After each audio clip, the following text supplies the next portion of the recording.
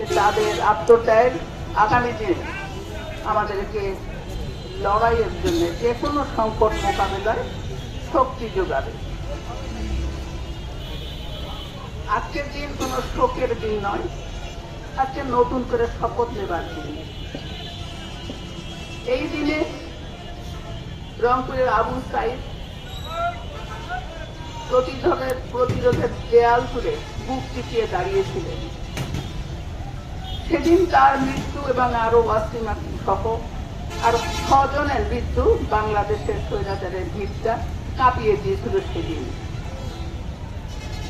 আমরা বুঝেছিলাম, জাতি বুঝেছিল, নজরুলের সেই কাজী নজরুল ইসলাম অমর বাক্য পঙ্ক্তি, ত্যাগ চাই মরছিয়া কুন্দন চাকি না।